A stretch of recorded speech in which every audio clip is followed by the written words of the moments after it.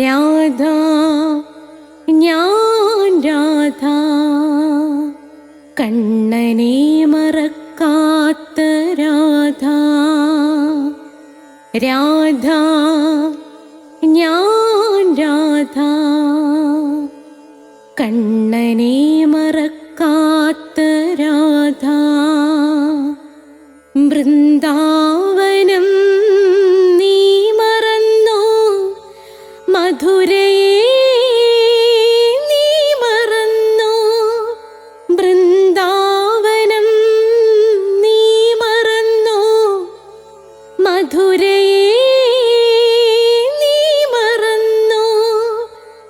രാധയെ നീ മറന്നോ, കണ്ണാ പൈക്കളെ നീ മറന്നോ. രാധയെ നീ മറന്നോ, കണ്ണാ പൈക്കളെ നീ മറന്നോ. രാധ രാധ രാധ രാധ മറന്നിട്ടും മറക്കാത്ത രാധ. മറന്നിട്ടും മറക്കാത്ത രാധ. രാധേ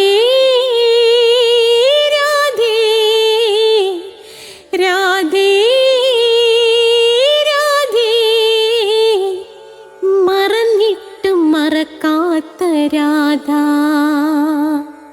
മറന്നിട്ടും മറക്കാത്ത രാധ.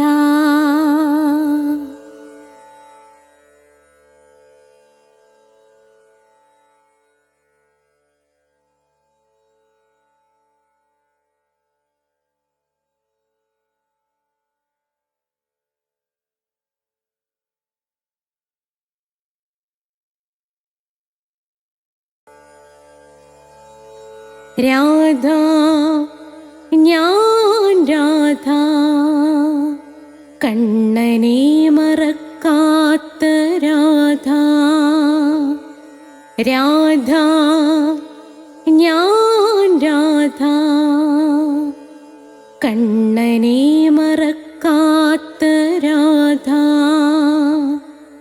വൃന്ദാവനം നീ മറന്നോ, മധുരയെ നീ മറന്നോ.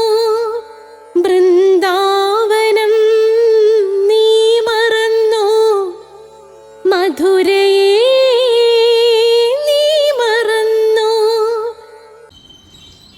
രാധേ രാധേ ഓ രാധേ രാധേ രാധേ രാധേ ഓ രാധേ രാധേ.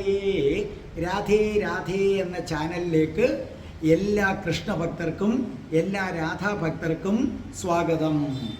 ഇന്ന് നമ്മൾ നാരായണീയം രണ്ടാമത്തെ ദശകത്തിലെ മൂന്നാമത്തെ ശ്ലോകമാണ് നമ്മളിന്ന് പഠിപ്പിക്കാനായിട്ട് പോകുന്നത്.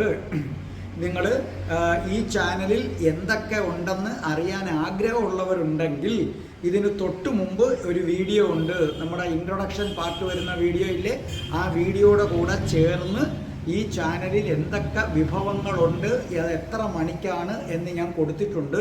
ജസ്റ്റ് സ്കിപ്പ് ചെയ്ത് വന്നിട്ടുള്ളവർക്ക് എന്തൊക്കെ ഉണ്ടെന്ന് അറിയണമെങ്കിൽ നിങ്ങൾ പുറകോട്ട് പോയാൽ മതി. ആ വീഡിയോയ്ക്കകത്ത് ഞാൻ സകലതും കൊടുത്തിട്ടുണ്ട്. എങ്കിലും ഒരു കാര്യം ഞാൻ എടുത്തു പറയാം. ഞാൻ എങ്ങനെ രാധാഭക്തനായി, കഠിന കൃഷ്ണഭക്തനായ ഞാൻ എങ്ങനെ രാധാഭക്തനായെന്നൊരു വീഡിയോ ഉണ്ട്, നിശ്ചയമായിട്ടും കാണണം. പിന്നെ സ്പോക്കൺ ഇംഗ്ലീഷ്, ജ്യോതിഷം എല്ലാം നമ്മുടെ ആ ഇൻട്രൊഡക്ഷൻ വീഡിയോ തീർന്ന ഉടനെ ഇതിൽ എന്തൊക്കെ ഉണ്ടെന്നുള്ള വീഡിയോ ഞാൻ കൊടുത്തിട്ടുണ്ട്. അപ്പോൾ എപ്പോഴും ഞാൻ ആവർത്തിച്ച് പറയണ്ടല്ലോ. അപ്പം നമുക്ക് പ്രാർത്ഥിച്ചുകൊണ്ട് തുടങ്ങാം. അപ്പം നമുക്ക് നിങ്ങളെല്ലാം ഓണമൊക്കെ കഴിഞ്ഞ് വന്നവരല്ലേ, അപ്പോൾ ഓണത്തിൻ്റെ തൊട്ടടുത്ത ദിവസമാണ് നിങ്ങളിത് കേൾക്കുന്നത്. എങ്കിലും എല്ലാവർക്കും എൻ്റെ ഓണാശംസകൾ. അപ്പോൾ പ്രാർത്ഥിക്കാം. ഓം മഹാഗണപതേ നമഃ. ഓം നമോ നാരായണായ. ഓം രാധായേ സ്വാഹ. രാധേ രാധേ ഓ രാധേ രാധേ രാധേ രാധേ ഓ രാധേ രാധേ രാധേ രാധേ ഓ രാധേ രാധേ രാധേ രാധേ ഓ രാധേ രാധേ രാധേ രാധേ ഓ രാധേ രാധേ രാധേ രാധേ ഓ രാധേ രാധേ. ബർസാനെ വാലി രാധാറാണി കി ജയ്. എൻ്റെ മാതാവ് രാധാറാണി കി ജയ്. എനിക്ക് സർവ്വ ഐശ്വര്യങ്ങളും വാരിക്കോരി നൽകുന്ന എൻ്റെ പൊന്ന് രാധാറാണി അമ്മക്ക് ജയ്. എന്നെ സർവ്വ പാപങ്ങളിൽ നിന്നും മോചിപ്പിച്ചു തരുന്ന എൻ്റെ പൊന്ന് രാധാറാണി അമ്മക്ക് ജയ്. എനിക്ക് രോഗങ്ങൾ വരാതെ കാത്തുരക്ഷിക്കുന്ന എൻ്റെ പൊന്ന് രാധാറാണി അമ്മക്ക് ജയ്. അപ്പോൾ നമ്മുടെ നാരായണീയത്തിലെ 2-ാം ദശകത്തിൽ 3-ാമത്തെ ശ്ലോകം നമ്മുടെ അൽബയെ നിങ്ങൾക്ക് ഇപ്പോൾ സുപരിചിതയാണ്. അപ്പോൾ അൽബ അതിമനോഹരമായി പാടുകയാണ്. അതിനുശേഷം ഞാനിത് നിങ്ങൾക്ക് വിവരിച്ചു തരുന്നത് ആയിരിക്കും.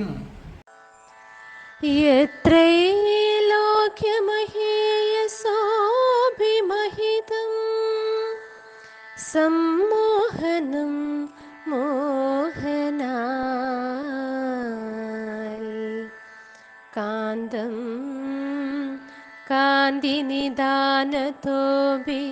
മധുരം മാധുര്യധുര്യാധപി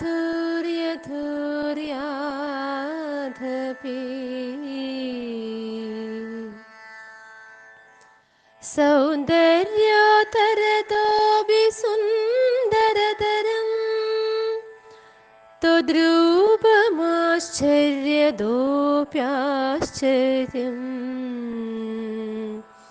ഭുവനേ ന കസ്യ കുതുകം പുഷ്ണാതി വിഷ്ണോ വിഭോ.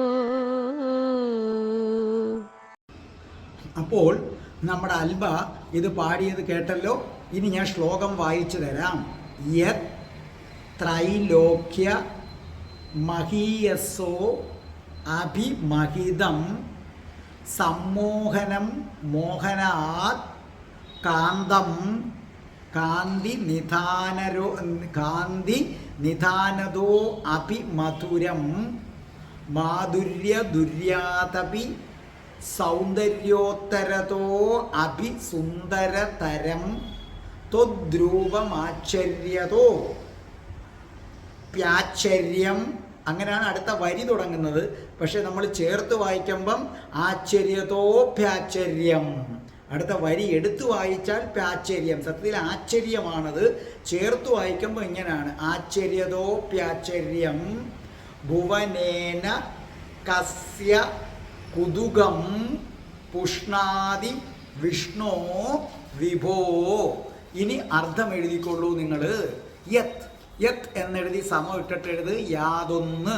യത് യാതൊന്ന്. ത്രൈലോക്യ സമം ഇട്ടിട്ട് എഴുത് 3 ലോകത്തിലും. ത്രൈ 3. അപ്പൊ ത്രൈലോക്യ 3 ലോകത്തിലും. മഹീയസോ അഭി. മഹീയസോ അഭി അർത്ഥം ബഹുമാനിക്കപ്പെടേണ്ടതിലും വെച്ച്. ഇച്ചിരി കട്ടിയായിട്ട് പറഞ്ഞാൽ പൂജ്യമായതിലും വെച്ച്. അപ്പോൾ ഇതിൻ്റെ യഥാർത്ഥ അർത്ഥം മഹീയസോ അഭി ബഹുമാനിക്കപ്പെടേണ്ടതിലും വെച്ച്. അർത്ഥം എഴുതിയല്ലേ? ബഹുമാനിക്കപ്പെടേണ്ടതിലും വെച്ച്. മഹിതം മഹിതം മഹത്തായത് മഹത്തായത്. സമ്മോഹനം അർത്ഥം മോഹിപ്പിക്കുന്നത്. സമ്മോഹനം സമവിട്ടിട്ട് മോഹിപ്പിക്കുന്നതും. മോഹനാത് സമവിട്ടിട്ട് മോഹനമായ അല്ലെങ്കിൽ മനോഹരമായ. മോഹനാത് മനോഹരമായ മോഹിപ്പിക്കുന്ന. കാന്തം കാന്തം ശോഭ. കാന്തം ശോഭ. കാന്തി നിധാനതോ അഭി. കാന്തി നിധാനതോ അഭി ശോഭയ്ക്ക് ഇരിപ്പിടമായുള്ള ഏതൊന്നിനേക്കാളും. കാന്തി എന്ന് പറഞ്ഞാലും ശോഭ. ശോഭയ്ക്ക് ഇരിപ്പിടമായുള്ള ഏതൊന്നിനേക്കാളും. മധുരം മധുരമായതും. അർത്ഥം എഴുതിക്കോ. മധുരം സമം മധുരമായതും. ആ മധുരം പല അർത്ഥമുണ്ട്. അത് ഞാൻ എടുക്കുമ്പം പറഞ്ഞുതരാം. മാധുര്യ ദുര്യാതപി. മാധുര്യ ദുര്യാതപി. മാധുര്യ മാധുര്യമുള്ള. ദുര്യാതപി എല്ലാത്തിനേക്കാളും. അപ്പം മാധുര്യ ദുര്യാദപി, മാധുര്യമുള്ള എല്ലാത്തിനേക്കാളും, സൗന്ദര്യോത്തരതോ അപി, സൗന്ദര്യോത്തരതപോ അപി. അർത്ഥം എഴുത്, അങ്ങനെ എഴുതിയിട്ട് അത്രേ എഴുതിയിട്ട് അർത്ഥം എഴുത്. സുന്ദരമായതിനേക്കാളൊക്കെ, സുന്ദരമായതിനേക്കാളൊക്കെ. അടുത്ത വരി സുന്ദരതരം, വളരെ സുന്ദരമായിട്ടുള്ളതും. അർത്ഥം വളരെ സുന്ദരമായിട്ടുള്ളതും. ത്വദ്രൂപം, അർത്ഥം അങ്ങയുടെ രൂപം. ത്വദ്രൂപം സമവിട്ടിട്ട് അങ്ങയുടെ രൂപം.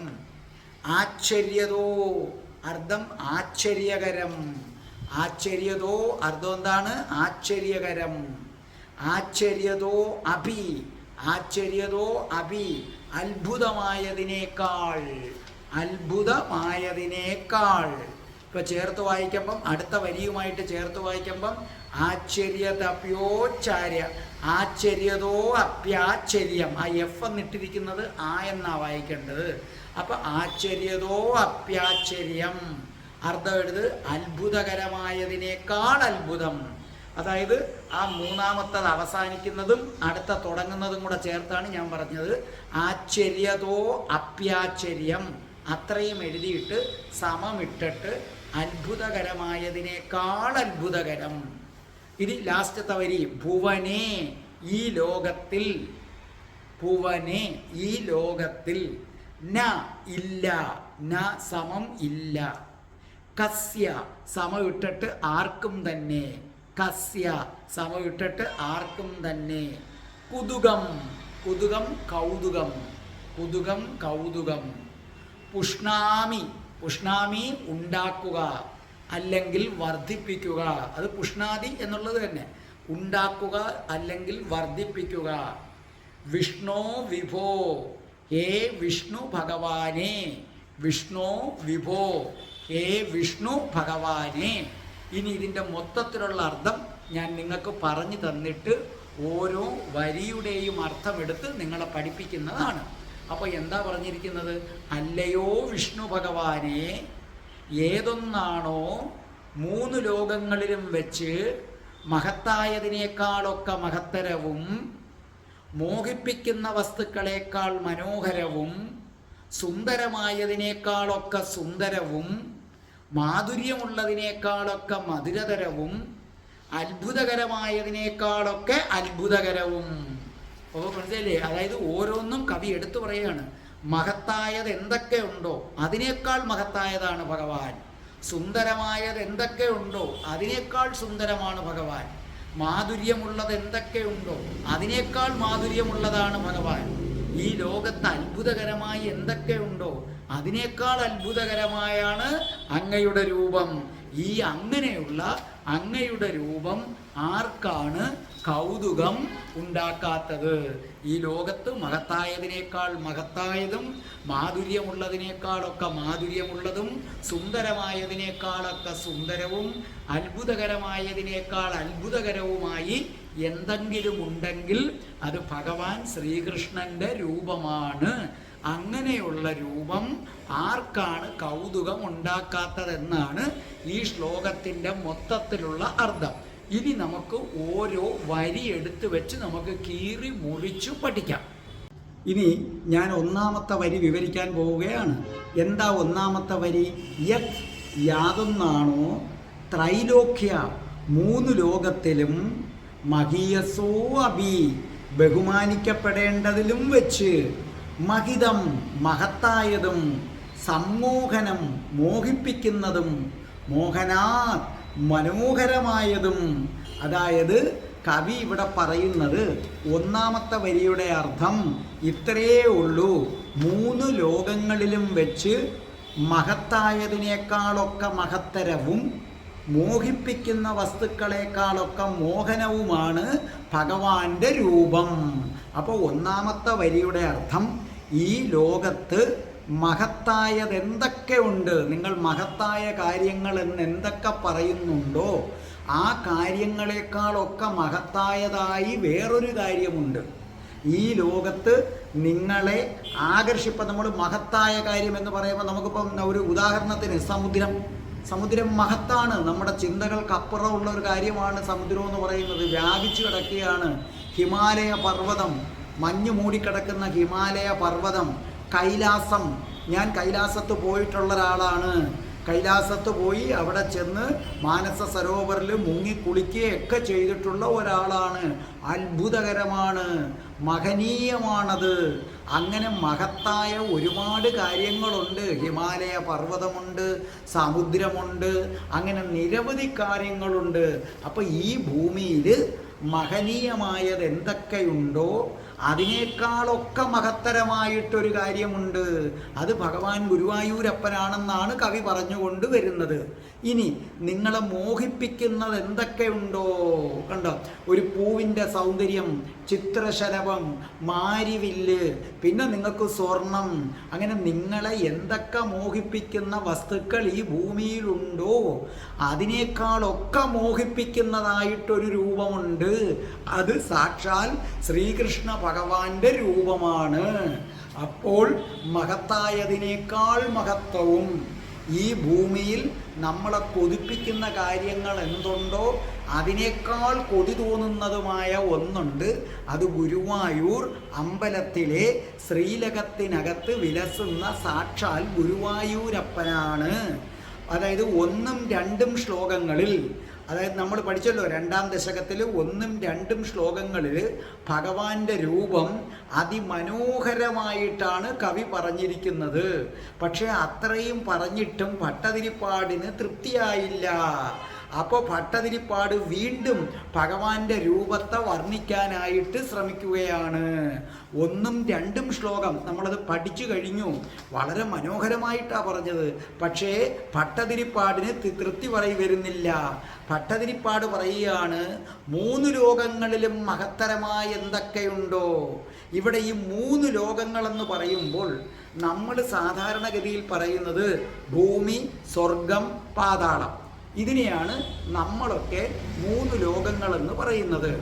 എന്നാൽ ഇവിടെ കവി ഉദ്ദേശിക്കുന്നത്, ഭട്ടതിരിപ്പാട് ഉദ്ദേശിക്കുന്നത് ഭൂമിയും സ്വർഗവും പാതാളവും മാത്രമല്ല, പിന്നെയോ ഈ ബ്രഹ്മാണ്ടത്തെ, ഈ അണ്ടകടാഹങ്ങളെ മുഴുവനും ചേർത്തിട്ടാണ് അദ്ദേഹം 3 ലോകം എന്ന് പറഞ്ഞിരിക്കുന്നത്.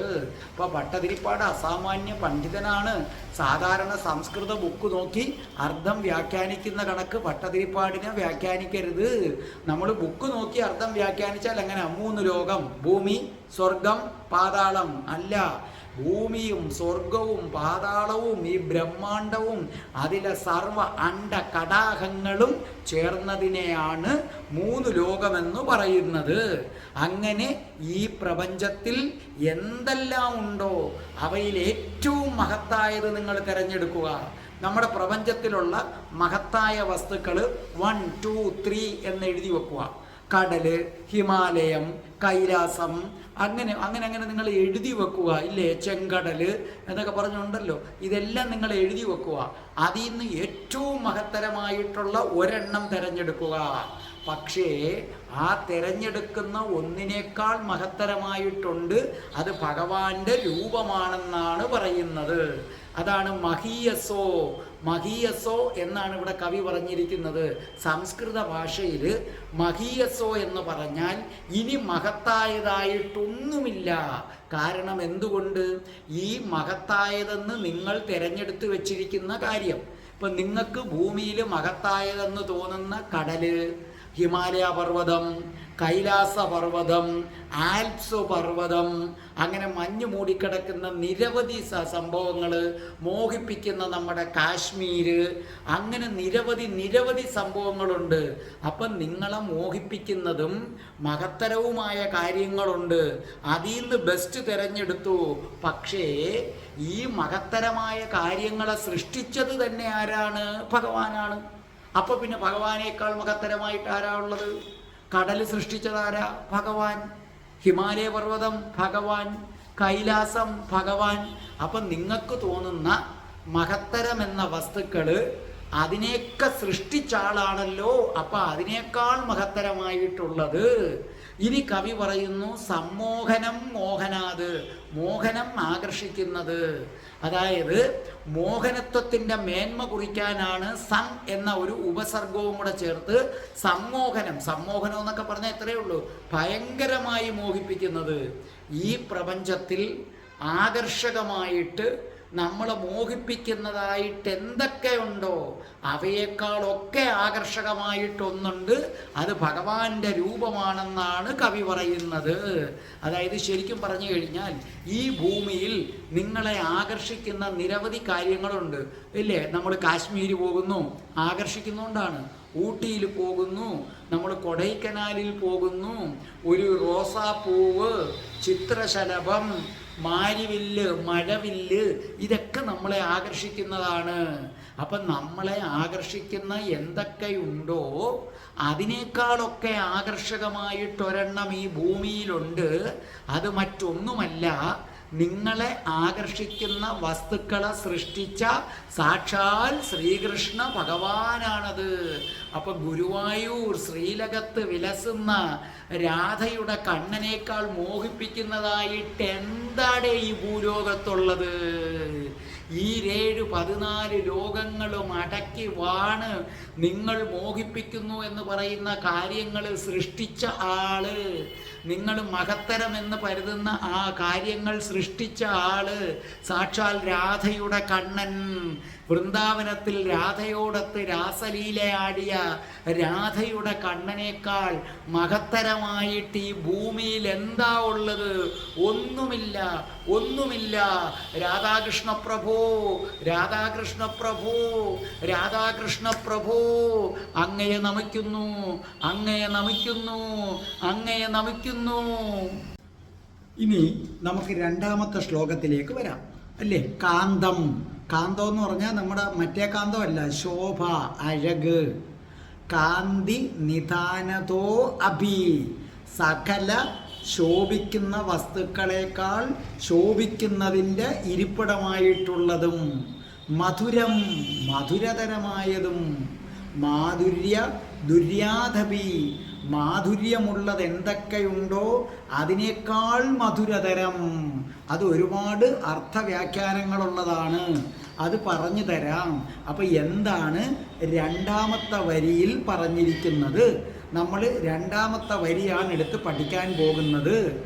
ഈ ലോകത്ത് സുന്ദരമായിട്ട് എന്തൊക്കെ വസ്തുക്കളുണ്ടോ അവയേക്കാൾ സുന്ദരമായതും, അതായത് അതിസുന്ദരമായിട്ടുള്ളതും, കാന്തി കവിഞ്ഞു ഒഴുകുന്നതും.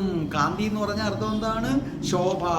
അപ്പൊ ഈ ലോകത്ത് സുന്ദരമായിട്ട് ഏതൊക്കെ വസ്തുക്കളുണ്ടോ, കാന്തിയുള്ള ശോഭയുള്ള ഏതൊക്കെ വസ്തുക്കളുണ്ടോ അതിനെയൊക്കെക്കാൾ കാന്തി അല്ലെങ്കിൽ ശോഭയുള്ളതായ ഒന്നുണ്ട്. അത് സാക്ഷാൽ ശ്രീകൃഷ്ണ ഭഗവാന്റെ രൂപമാണ്. അപ്പോൾ കാന്തി എന്ന് പറയുമ്പോൾ സത്യത്തിൽ ഈ കാന്തി അല്ലെങ്കിൽ ശോഭ എന്നൊക്കെ പറഞ്ഞാൽ എന്താണ് അതിൻ്റെ യഥാർത്ഥ അർത്ഥം?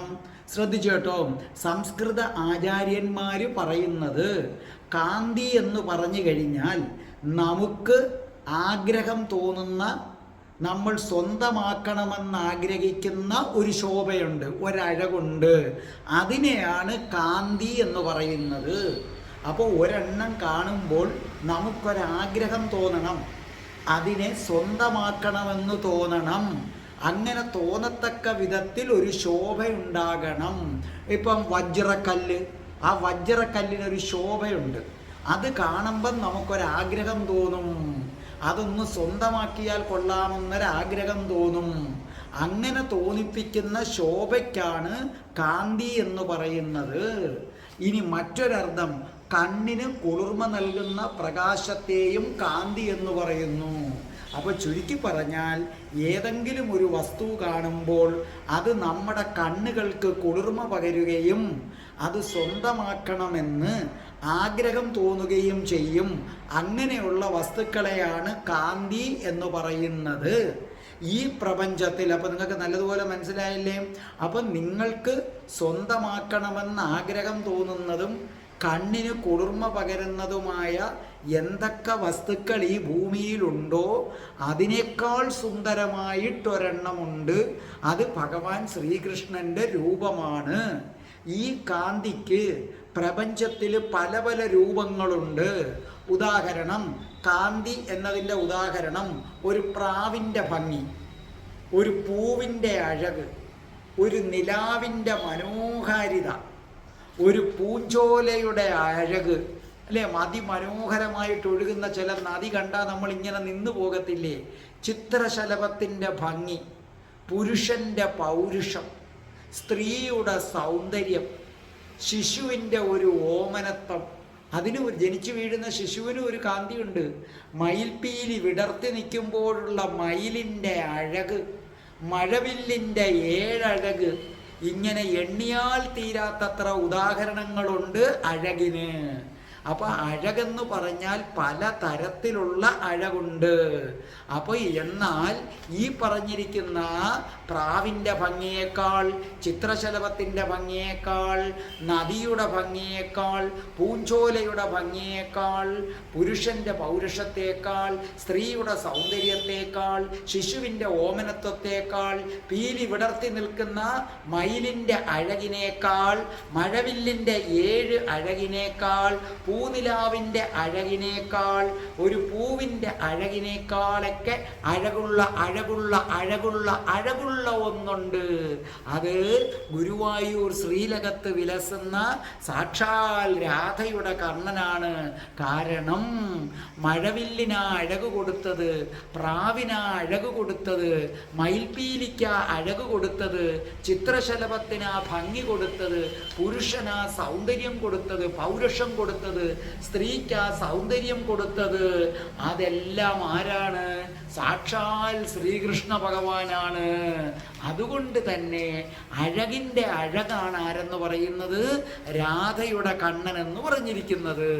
ഇനി രണ്ടാമത്തെ വരിയിൽ പറഞ്ഞിരിക്കുന്നത് മധുരത്തെക്കുറിച്ചാണ്. മധുരം, ഇല്ലേ? മധുരം മാധുര്യ ദുര്യാദപി. കണ്ടോ? മധുരം മാധുര്യ ദുര്യാദപി എന്നാണ്. അതായത് മാധുര്യം നിറഞ്ഞ എന്തൊക്കെയുണ്ടോ അതിനേക്കാൾ മധുരം നിറഞ്ഞതാണ് ഗുരുവായൂരപ്പനെന്ന് ശ്രദ്ധിച്ചു കേട്ടോ. ഈ മധുരം അല്ലെങ്കിൽ മാധുര്യം എന്നതിന് തന്നെ പല പല അർത്ഥങ്ങളുണ്ട്. ആചാര്യന്മാർ പറയുന്നത് എന്തൊക്കെയാണ് മധുരമെന്ന് നമുക്ക് നോക്കാം. നാവ് കൊണ്ട് അറിയാൻ പറ്റുന്ന ഒന്നാണ് മധുരം. നാവ് കൊണ്ട് നമുക്ക് രുചി അറിയാൻ പറ്റുന്നത് ഒന്നാണ് മധുരം. നാവ് കൊണ്ട് അറിയുന്ന സ്വാദ് പലതുണ്ട്. ഉപ്പുണ്ട്, പുളിയുണ്ട്, എരിവുണ്ട്. എന്നാൽ ഈ ലോകത്ത് എല്ലാവരും നാവിൽ തൊടുമ്പോൾ ഇഷ്ടപ്പെടുന്ന ഒരേ ഒരു രുചി മധുരമാണ്. ചിലർക്ക് ഉപ്പ് തൊട്ടാൽ ഇങ്ങനെ ഇരിക്കും, ചിലർക്ക് പുളി തൊട്ടാൽ പിടിക്കത്തില്ല, ചിലർക്ക് പുളി ഇഷ്ടമുള്ളതുകൊണ്ട്, ചിലർക്ക് എരിവ് തൊട്ടാൽ ഇഷ്ടമല്ല, എരിവ് ഇഷ്ടമുള്ളവരുണ്ട്. എന്നാൽ സകല ആളുകൾക്കും ഇഷ്ടമുള്ള ഒന്നുണ്ട്, മധുരം. മധുരം ഇഷ്ടമില്ലാത്തതായിട്ട് ആരാ ഉള്ളത്? പിന്നെ വല്ല ഷുഗർ പേഷ്യൻ്റൊക്കെ ഉണ്ടെങ്കിൽ ഇഷ്ടമല്ലാത്തത് കൊണ്ടല്ല, നിവൃത്തിയില്ലാത്തത് കൊണ്ട് മാറ്റിവെക്കുന്നു. അപ്പം മധുരം തന്നെ പലതരത്തിലുണ്ട്. മധുരം തന്നെ പലതരത്തിലുണ്ട്. പഞ്ചസാരയ്ക്കൊരു മധുരമുണ്ട്, ഇല്ലേ? ബേക്കറി ഐറ്റത്തിനൊരു മധുരമുണ്ട്, മുട്ടായിക്കൊരു മധുരമുണ്ട്. ഈ മധുരങ്ങൾ തന്നെ പലതരത്തിലുണ്ട്. അതിൽ ഈ മധുരങ്ങളുടെ രാജാവെന്ന് പറയുന്നത് തേനാണ്. തേനിൻ്റെ രുചി പോലെ മധുരമായിട്ടൊന്നുമില്ല. അപ്പം മധുരത്തിൻ്റെ രാജാവായ തേൻ, ആ തേനിനേക്കാൾ മാധുര്യമുള്ള ഒന്നുണ്ട് ഈ ഭൂമിയിൽ. അത് സാക്ഷാൽ ശ്രീകൃഷ്ണ ഭഗവാനാണ്. ഇനി മധുരത്തിന് മറ്റൊരർത്ഥമുണ്ട്. ഇപ്പം നമ്മൾ പറഞ്ഞത് നാവ് കൊണ്ട് തൊട്ടറിയാൻ പറ്റുന്നത് മധുരം. എന്നാൽ മധുരത്തിൻ്റെ രണ്ടാമത്തെ അർത്ഥം നമ്മുടെ ചെവിക്ക് ഇമ്പം പകരുന്ന ശബ്ദമെല്ലാം മയിലാണ്. അപ്പം എല്ലാം പിന്നെ ഏതാണ്? മധുരമാണ്. മധുരമായ പാട്ടെന്നൊക്കെ പറയുന്നത് കേട്ടിട്ടില്ലേ നിങ്ങൾ? ഇപ്പം കുയിലിൻ്റെ പാട്ട് കണ്ടോ, ചെവിക്ക് നല്ല ഇമ്പം നൽകുന്നതാണ്. പ്രാവിൻ്റെ കുറുകല് ചെവിക്ക് ഇമ്പം നൽകുന്നതാണ്. അതേ കണക്ക് സ്പർശന സുഖം നൽകുന്ന വസ്തുക്കളും മധുരമാണ്. അപ്പം മധുരത്തിന് നിങ്ങൾ ഉദ്ദേശിക്കുന്ന അർത്ഥം മാത്രമല്ല, നിങ്ങൾ ഉദ്ദേശിക്കുന്ന ഒരർത്ഥമുണ്ട്, തേനൊക്കെ വെക്കുമ്പോൾ ഉള്ള മധുരം അതുണ്ട്. അതുകൂടാതെ ഈ ലോകത്ത് മനുഷ്യർക്കും മറ്റുള്ളവർക്കും ചെവിക്ക് ഇമ്പം നൽകുന്നതെല്ലാം ഏതാണ്? മധുരമാണ്. അതുകൂടാതെ തൊടുമ്പോൾ സുഖം കിട്ടുന്നതൊക്കെ മധുരമാണ്. ഒരു സ്ത്രീയുടെ ശരീരം അത് നമുക്ക് തൊടുമ്പോൾ സുഖം കിട്ടുന്നത് കൊണ്ട് മധുരമാണ്. പട്ടുമെത്ത തൊടുമ്പോൾ സുഖം കിട്ടുന്നത് കൊണ്ട് മധുരമാണ്. തീർന്നില്ല, കണ്ണിന് ആനന്ദം നൽകുന്ന കാഴ്ചകളെല്ലാം മധുരമാണ്.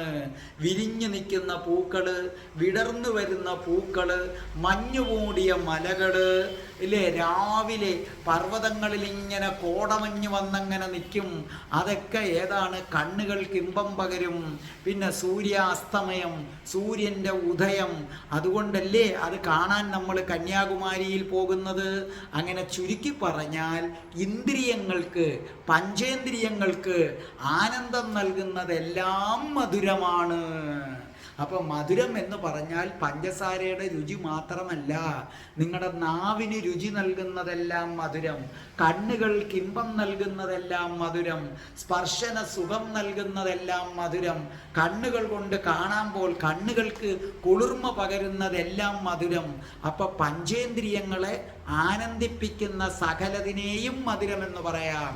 അങ്ങനെ പഞ്ചേന്ദ്രിയങ്ങളെ ആനന്ദിപ്പിക്കുന്ന സകല വസ്തുക്കളും മധുരമുള്ളതാണ്.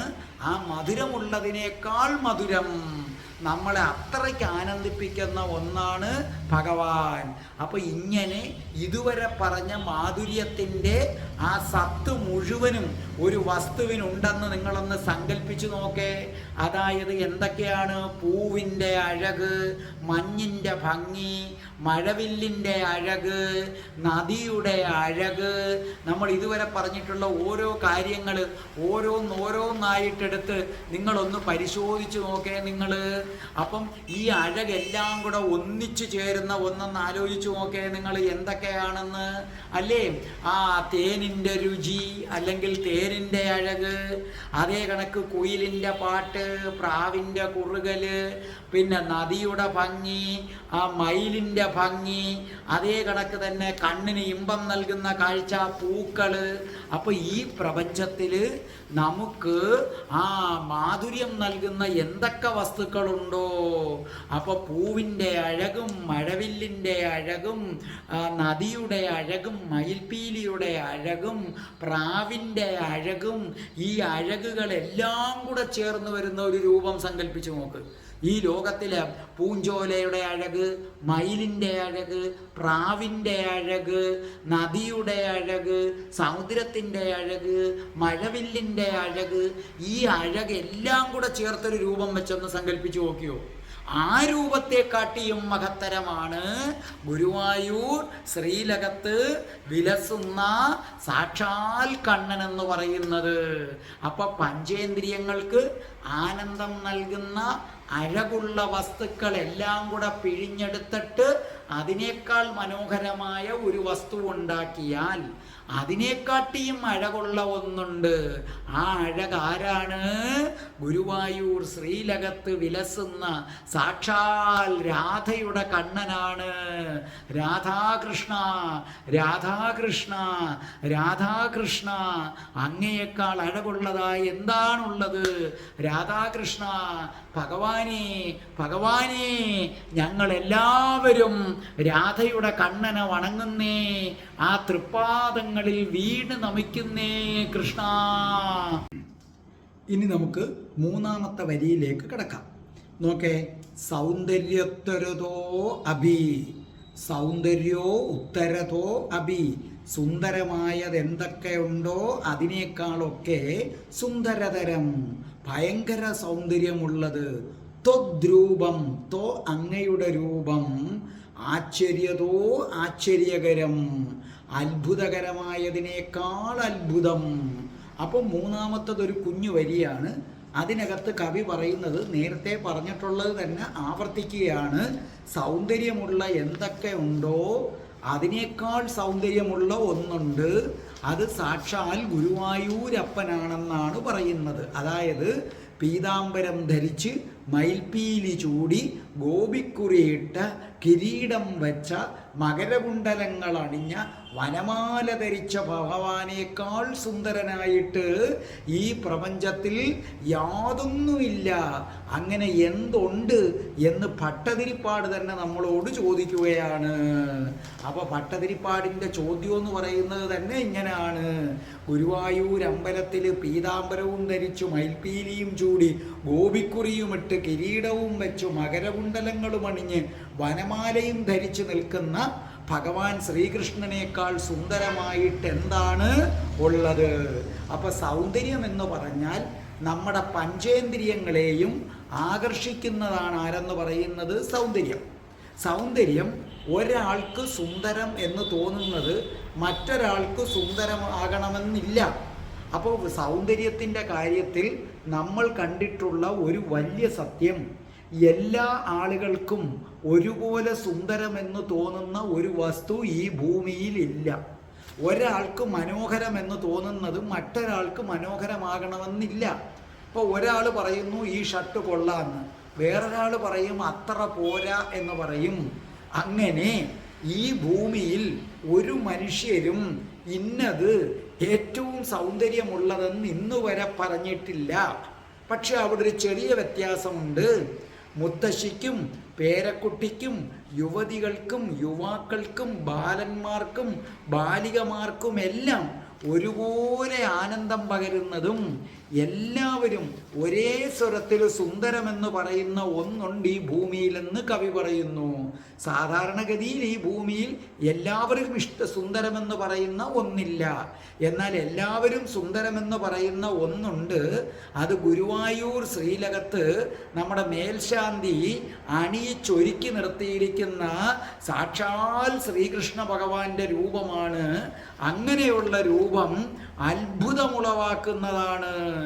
ആ അത്ഭുതം എന്താണെന്ന് 4ാമത്തെ വരിയിൽ ആര് പറയുകയാണ്? ഭട്ടതിരിപ്പാട് പറയുകയാണ്. അപ്പോൾ ഇനി നമുക്ക് 4ാമത്തെ വരിയിലേക്ക് കിടക്കാം. എന്താണ്? ആശ്ചര്യതോപ്യാശ്ചര്യം. അതിൽ ഒരാശ്ചര്യം 3ാമത്തെ വരിയുടെ അവസാനമാണ്. ആശ്ചര്യതോപ്യാശ്ചര്യം, അത്ഭുതകരമായതിനേക്കാൾ അത്ഭുതകരം. ഭുവനേ, ഈ ലോകത്തിൽ നാ ഇല്ല. കണ്ടോ? നാ എന്ന് പറഞ്ഞാൽ ഇല്ല. കസ്യ, ആർക്കും തന്നെ ഇല്ല. കുതുകം, കൗതുകം. പുഷ്ണാമി, ഉണ്ടാക്കുക, വർദ്ധിപ്പിക്കുക. വിഷ്ണു വിഭോ, ഹേ വിഷ്ണു ഭഗവാനേ. അപ്പോൾ ഇവിടെ പറഞ്ഞിരിക്കുന്നത് നേരത്തെയൊക്കെ പറഞ്ഞിരിക്കുന്നതിൻ്റെ ആവർത്തനം തന്നെയാണ്, എങ്കിലും ചെറിയ വ്യത്യാസങ്ങളുണ്ട്. നോക്കിക്കോളണം. ഈ 4ാമത്തെ വരിയിലൂടെ ഭട്ടതിരിപ്പാട് പറഞ്ഞിരിക്കുന്നത് ഈ ലോകത്ത് നമുക്ക് അത്ഭുതമുളവാക്കുന്ന ഒരുപാട് വസ്തുക്കളുണ്ട്. അത് ഞാൻ 3ാമത്തെ വരിയിൽ നിങ്ങളുടെ അടുത്ത് പറഞ്ഞതാണ്. സമുദ്രവും ഹിമാലയവും ഒക്കെ നമുക്ക് അത്ഭുതം ഉണ്ടാക്കും. പക്ഷേ എന്തിനാണ് നമ്മൾ മറ്റുദാഹരണങ്ങൾ തേടിപ്പോകുന്നത്? ഈ നമ്മൾ തന്നെ ഒരു അത്ഭുതമല്ലേ? ഒന്ന് ആലോചിച്ച് നോക്കേ. നമ്മൾ തന്നെ ഒരു അത്ഭുതമാണ്. ഇപ്പോൾ സപ്പോസ് നിങ്ങൾക്കൊരു 50 വയസ്സുണ്ടെങ്കിൽ അപ്പം 365 × 50. ഒന്ന് ആലോചിച്ച് നോക്കുക. 365 × 50 18,250 ദിവസം. കണക്കൊക്കെ തെറ്റിപ്പോയെന്നെങ്കിൽ ഒന്നും കൂടെ കണക്ക് കൂട്ടി നോക്കിയാണ് ഞാൻ ഉദ്ദേശം പറഞ്ഞത്. 18,250 ദിവസം. ഇത്രയും ദിവസമായിട്ട് നിങ്ങളുടെ ഹൃദയം ഒരു സെക്കൻഡ് പോലും നിന്നിട്ടില്ല. ആലോചിച്ച് നോക്ക്. നിങ്ങളുടെ ശ്വാസോച്ഛ്വാസം ഒരു സെക്കൻഡ് പോലും നിന്നിട്ടില്ല. നിങ്ങളുടെ ഉള്ളിലേക്ക് ഇറച്ചി കഷണങ്ങൾ ഇട്ട് കൊടുത്താൽ പോലും, കണ്ടോ, സാധാരണ ഗ്രൈൻഡറിൽ പോലും അരയ്ക്കാൻ കഴിയാത്ത ഇറച്ചി കഷണങ്ങൾ ഇട്ട് കൊടുത്താൽ പോലും, നിങ്ങൾ ചവച്ച് ഇറച്ചി തിന്നാൽ പോലും അതിനെയൊക്കെ അവിടെ ഇരുന്ന് അരയ്ക്കുന്ന ഒരു ഗ്രൈൻഡറുണ്ട്. അപ്പം നിങ്ങളുടെ ഹൃദയം എന്ന അവയവം അതേ കണക്ക് നമ്മളെ ശ്വാസം എടുക്കുന്നത്, അതേ കണക്ക് ആഹാരങ്ങൾ ദഹിപ്പിക്കുന്നത്, ദഹനേന്ദ്രിയം, ഇതൊക്കെ നിങ്ങൾക്ക് 50 വയസ്സുണ്ടെങ്കിൽ 360 × 50 18,250 ദിവസമായിട്ട് നിർത്താതെ പ്രവർത്തിച്ചുകൊണ്ടിരിക്കുകയാണ്.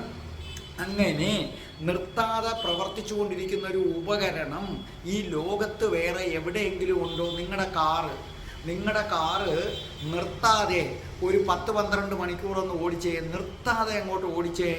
രാവിലെ തൊട്ട് വൈകുന്നേരം വരെ വണ്ടി നിർത്താതെ ഓടിക്കാൻ പറ്റുമോ? ഇല്ല. കുറേ കഴിയുമ്പോൾ പുക വരും. നിങ്ങളുടെ വീട്ടിലിരിക്കുന്ന ആ മിക്സി നിങ്ങൾക്ക് എത്ര നേരം, ഒരു മണിക്കൂറെങ്കിലും നിങ്ങൾക്ക് കണ്ടിന്യൂസ് ആയിട്ട് വർക്ക് ചെയ്യാൻ പറ്റുമോ? അതവിടെ തീർന്നു, അവിടെ അടിച്ചു തീർന്നു. കണ്ടിന്യൂസ് ആയിട്ട് TV ഇട്ടുകൊണ്ടിരുന്നാൽ അത് എത്ര നാൾ ഓടും? കണ്ടിന്യൂസ്. നിങ്ങൾ നിർത്തുന്നില്ല. അപ്പോൾ എന്ത് ചെയ്യും? വളരെ പെട്ടെന്ന് അത് നശിക്കും. പക്ഷേ നമ്മുടെ ഹൃദയം എന്ന യന്ത്രം നമ്മൾ ജനിച്ചു വീണ നിമിഷം തൊട്ട് പ്രവർത്തിക്കുന്നു. നമ്മൾ ഏത് ആഹാരം കഴിച്ചാലും അതിങ്ങനെ അകത്തിട്ട്, നിങ്ങൾ രാവിലെ കഴിക്കുന്ന ആഹാരം ഇത് അകത്തിരിക്കുന്ന ഗ്രൈൻഡർ ദഹിപ്പിക്കുകയാണ്. ഉച്ചയ്ക്ക് ഇറച്ചി കഴിക്കുന്നെങ്കിൽ അതിനൊരു വിശ്രമം കൊടുക്കുന്നില്ല. കാരണം എന്തുകൊണ്ട്? ഈ ഗ്രൈൻഡർ ചെല്ലുന്ന ഭക്ഷണം ദഹിപ്പിച്ച് കഴിയുമ്പോൾ നിങ്ങൾക്ക് വിശക്കും, വീണ്ടും കഴിക്കും. അപ്പോൾ ശരിക്കും പറഞ്ഞാലൊന്ന് ആലോചിച്ച് നോക്കേ, 18,250 വർഷമായിട്ട് നിർത്താതെ പ്രവർത്തിച്ചുകൊണ്ടിരിക്കുകയാണ്. അങ്ങനെ ഒരു ഉപകരണം നിങ്ങൾക്ക് കാണാൻ പറ്റുമോ? ഇനി നിങ്ങൾ ശ്വാസം എടുക്കുന്നത്, ആ ശ്വാസകോശങ്ങൾ നിർത്താതെ പ്രവർത്തിക്കുകയാണ്. നിങ്ങൾക്ക് 50 വയസ്സുണ്ടെങ്കിൽ 18,250 ദിവസമായിട്ട് അത് വർക്ക് ചെയ്യുക. അപ്പം നമ്മൾ തന്നെ ഏതാകുന്നു? ഒരു വലിയ അത്ഭുതമാകുന്നു. നമ്മുടെ ശരീരത്ത് പടർന്നിരിക്കുന്ന ഞരമ്പുകൾ. നമുക്കിപ്പോൾ ശാസ്ത്രം പറയുന്നത് എന്താ? ശാസ്ത്രം നമുക്ക് വേണമെങ്കിൽ ഹൃദയമാറ്റ ശസ്ത്രക്രിയ വരെ നടത്തും. ഹൃദയമാറ്റ ശസ്ത്രക്രിയ. പക്ഷേ ഈ ഹൃദയം എന്നത് ഇതിനകത്ത് ആര് വെച്ചു? അതാണ് പ്രശ്നം. നമ്മുടെ മനുഷ്യ ശരീരത്തിലെ അവയവങ്ങളെല്ലാം കൂടെ കൂട്ടിച്ചേർത്ത് ഒരു മനുഷ്യനെ നിർമ്മിക്കാൻ ഇവർക്ക് പറ്റുമോ? ഒന്നും പറ്റില്ല, യാതൊന്നും പറ്റില്ല. റോബോട്ടിനെ നിർമ്മിക്കാൻ പറ്റുമോ? അപ്പോൾ എന്താണ്? ഈ പ്രപഞ്ചത്തിലെ ഏറ്റവും വലിയ അത്ഭുതമാണ് ഞാനും നിങ്ങളും ഓരോരുത്തരും. എന്നാൽ ഈ അത്ഭുതത്തെക്കാൾ വലിയ ഒരു അത്ഭുതമുണ്ട്. സാക്ഷാൽ ശ്രീകൃഷ്ണൻ, ആ ഭഗവാന്റെ കണക്ക്. ഭഗവാന്റെ മുന്നിൽ നമ്മുടെ ഇതൊന്നും ഒരത്ഭുതമേ അല്ല. ഭഗവാന്റെ രൂപത്തിൻ്റെ മുന്നിൽ, അങ്ങനെയുള്ള ഭഗവാനിൽ ആർക്കാണ് താല്പര്യമുണ്ടാകാത്തത് എന്ന് കവി ചോദിക്കുകയാണ്. അപ്പോൾ ഭഗവാന്റെ സൗന്ദര്യം ആശ്ചര്യകരം, അസാധാരണം. അതായത് ശരിക്കും പറഞ്ഞാൽ എന്താ ആശ്ചര്യം? അസാധ്യമായത് സംഭവിച്ചു കാണുമ്പോഴുണ്ടാകുന്ന വികാരത്തെയാണ് ഏതെന്ന് പറയുന്നത്? ആശ്ചര്യമെന്ന് പറയുന്നത്. അല്ലേ? ഒരിക്കലും നടക്കാത്ത ഒരു കാര്യം നടന്ന് കാണുമ്പോൾ ഉണ്ടാകുന്ന ഒരിത്. ഇപ്പം നിങ്ങളുടെ ഒരു സ്വർണ്ണ വള കളഞ്ഞു പോയിട്ട് 3 വർഷമായി. ഒരു ദിവസം അലമാരയിലെ പഴയ തുണിയൊക്കെ എടുത്ത് ഇങ്ങനെ ഇട്ടപ്പോൾ അതിൻ്റെ ഇടയിലിരിക്കുന്നു. അപ്പോൾ നിങ്ങളത് എഴുതിത്തള്ളി, നടക്കത്തില്ല എന്ന് വിചാരിച്ചു. അതാണ് ആശ്ചര്യം. എന്നാൽ അതിനേക്കാൾ ആശ്ചര്യമാണ് ആരെന്ന് പറയുന്നത്? സാക്ഷാൽ ഭഗവാൻ ശ്രീകൃഷ്ണൻ എന്ന് പറയുന്നത് അതിനേക്കാൾ അത്യാശ്ചര്യകരമായിട്ടുള്ളതാണ്. അങ്ങനെയുള്ള ശ്രീകൃഷ്ണ ഭഗവാനെ, അങ്ങയുടെ രൂപം ആർക്കാണ് കൗതുകമുണ്ടാക്കാത്തത് എന്നാണ് പറയുന്നത്. എന്നിട്ട് വിഭോ എന്നാണ് ഭഗവാനെ വിളിക്കുന്നത്. വിഭോ, അതായത് വിഷ്ണു വിഭോ എന്നാണ് ആ വരി അവസാനിക്കുന്നത്. കാവ്യം തീരുന്നത് ആ ഒരു വിളിയിലാണ്, വിഷ്ണു വിഭോ. സംസ്കൃതത്തിൽ ഇതിന് ഒരുപാട് അർത്ഥമുണ്ട്. വിഷ്ണു എന്ന പദത്തിന് എങ്ങും വ്യാപിക്കുന്നവൻ എന്നാണ് അർത്ഥം. ഈ പ്രപഞ്ചം മുഴുവൻ വ്യാപിക്കുന്നവൻ. അപ്പോൾ ഇവിടെ എന്താ പറഞ്ഞിരിക്കുന്നത്? ഈ പ്രപഞ്ചം മുഴുവൻ സൗന്ദര്യമായി, ആകർഷകമായി, മധുരമായി, മോഹിപ്പിക്കുന്നവനായി വ്യാപിക്കുന്ന ഭഗവാൻ ശ്രീകൃഷ്ണൻ്റെ ചൈതന്യം. അതുകൊണ്ടാണ് ഭഗവാനെ വിഷ്ണു എന്ന് വിളിച്ചിരിക്കുന്നത്. വിഷ്ണു എന്ന് പറഞ്ഞാൽ സർവ്വടവും വ്യാപിച്ചു നിൽക്കുന്നവൻ. അപ്പോൾ ശ്രീകൃഷ്ണൻ്റെ ചൈതന്യം ഈ പ്രപഞ്ചത്തിൽ എല്ലായിടത്തും അങ്ങനെ വ്യാപിച്ചു കിടക്കുകയാണ്. അങ്ങനെ വ്യാപിക്കുവാൻ കഴിവുള്ളവനെ വിഭു എന്ന് വിളിക്കുന്നു. വ്യാപിക്കാൻ കഴിവുള്ളവനെ വിഭു എന്ന് വിളിക്കുന്നു. അതുകൊണ്ടാണ് സാക്ഷാൽ ഭട്ടതിരിപ്പാട് ഭഗവാനെ വിഭോ എന്ന് വിളിച്ചത്. അപ്പോൾ വിഷ്ണു വിഭോ. അപ്പോൾ ഈ പ്രപഞ്ചം മുഴുവനും സൗന്ദര്യം കൊണ്ട് ഇളക്കി മറിക്കുന്ന സുന്ദര രൂപനായ കോമളഗാത്രനായ ശ്രീകൃഷ്ണ ഭഗവാനേ, ശ്രീകൃഷ്ണ ഭഗവാനെ, ഈ പ്രപഞ്ചത്തിൽ ഏതൊക്കെ സൗന്ദര്യ വസ്തുക്കളുണ്ടോ അതിനേക്കാൾ സൗന്ദര്യമുള്ള, ഈ ലോകത്ത് മോഹിപ്പിക്കുന്ന എന്തൊക്കെയുണ്ടോ അതിനേക്കാൾ മോഹനകരമായ, ഈ ലോകത്ത് ആശ്ചര്യകരമായ എന്തൊക്കെയുണ്ടോ അതിനേക്കാൾ അത്യത്ഭുതകരമായ, അല്ലയോ ശ്രീകൃഷ്ണ ഭഗവാനെ, ഈ പ്രപഞ്ചത്തിലെ സകലതും സകലതും സൃഷ്ടിച്ച ശ്രീകൃഷ്ണ ഭഗവാനെ, രാധയുടെ കണ്ണ, രാധയുടെ പ്രിയപ്പെട്ട കണ്ണ, രാധയുടെ പ്രിയപ്പെട്ട കണ്ണ, ആ രൂപം ഒരിക്കലെങ്കിലും ഒന്ന് ദർശിക്കാൻ കഴിയണേ ഭഗവാനെ. സൗന്ദര്യങ്ങളെക്കാൾ സൗന്ദര്യമുള്ള, മാധുര്യത്തെക്കാൾ മാധുര്യമുള്ള രാധയുടെ കണ്ണൻ്റെ രൂപം ഭഗവാനെ രാധാറാണിയോട് ചേർന്ന് കാണാൻ അനുഗ്രഹിക്കണേ. രാധാകൃഷ്ണന്മാരെ ഒന്നിച്ചു കാണാൻ അനുഗ്രഹിക്കണേ. രണ്ടുപേരുടെയും ദർശനം കിട്ടണേ. രാധയുടെ കണ്ണ, രാധയുടെ കണ്ണ, രാധയുടെ കണ്ണ. രാധേ രാധേ ഓ രാധേ രാധേ, രാധേ രാധേ ഓ രാധേ രാധേ, രാധേ രാധേ ഓ രാധേ രാധേ, രാധേ രാധേ ഓ രാധേ രാധേ, രാധേ രാധേ ഓ രാധേ രാധേ, രാധേ രാധേ ഓ രാധേ രാധേ. ഓം ശ്രീം ഹ്രീം ക്ലീം ഐം രം രസേശ്വരി രാധികായേ സ്വാഹ.